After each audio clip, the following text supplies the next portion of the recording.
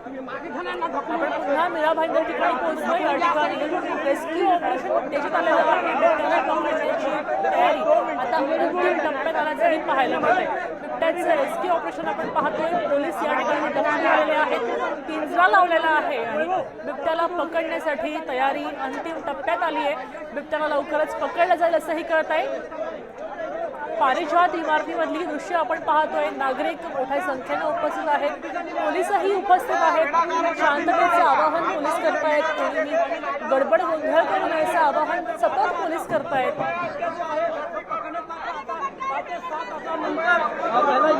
मोठी कॅमेऱ्यांची माणसांची बघायची गर्दी झालेली आहे। पिंजरा आलेला आहे, बिबट्याला लवकरच जाळी सुद्धा आल्याचं पाहायला मिळत आहे।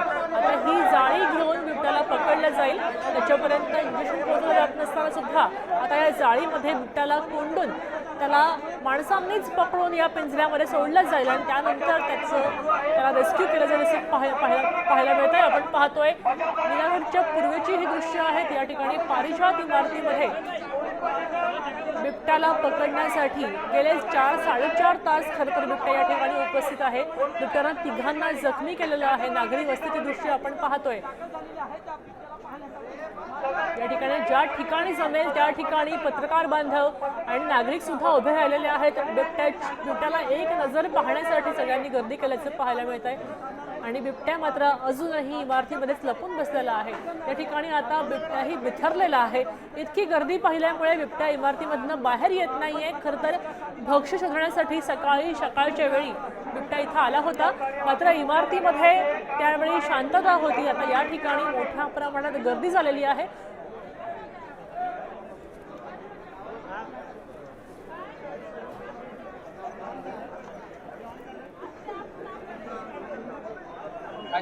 मी सर्वप्रथम ह्या परिसरातल्या नागरिकांचं कौतुक करतो की नागरिकांनी हा बिबट्या जो आहे इकडे तिकडे पळत असताना एका घरामध्ये त्याला कोंडून ठेवलं।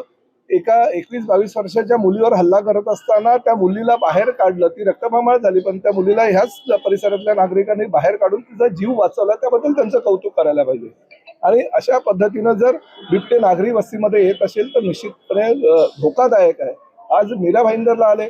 मीरा भाईंदरच्या ह्या म्हणजे तसं बघायला गेलं तर संजय गांधी नॅशनल पार्क हायवेच्या त्या बाजूला ह्या कंजेस्टेड एरिया आहे, नागरी वस्ती आहे ह्या परिसरामध्ये, कारण गाड्या शिरायला सुद्धा जागा नसते। अशा परिसरामध्ये जर बिबटे यायला लागले तर म्हणजे कुठनं आले हा सुद्धा संशोधनाचा विषय आहे।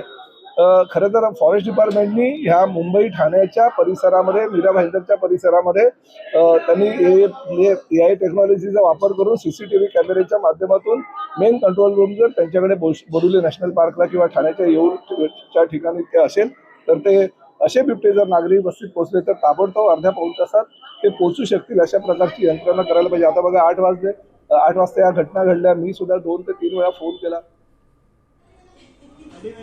आपण पाहतोय की या ठिकाणी तर राजकीय पक्ष सुद्धा उपस्थिती लावत आहेत आणि नागरिकांची काळजी करायचा प्रयत्न करत आहेत। या ठिकाणी नागरिकांनी धैर्य दाखवून बिबट्याला एका घरामध्ये कोंडल्याचं समजतंय आणि त्यानंतर वन विभाग, पोलीस दल आणि अग्निशमन दलाचे जवान दाखल झालेले आहेत। मात्र या हल्ल्यामध्ये एक मुलगी, एक तरुणी गंभीर जखमी झाली। तिच्या मानेवर आणि चेहऱ्यावर बिबट्यानं वार केले आणि त्याचबरोबर इतर तिघेही जखमी झालेले आहेत। या ठिकाणी या इमारतीमधल्या पहिल्या आणि दुसऱ्या मजल्यावरचे नागरिक खाली उतरलेले आहेत।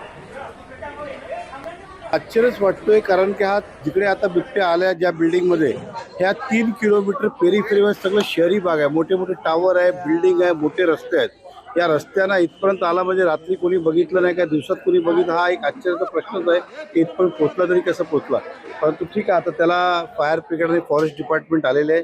फायर ब्रिगेडने जे घरात बिबटे आता आहेत त्याला लॉक केलं बिबट्याला आणि बेडरूममधनं ते ग्रिल कापून सर्वांना बाहेर काढलेलं आहे आणि नक्कीच आता फॉरेस्ट डिपार्टमेंटला पकडतील।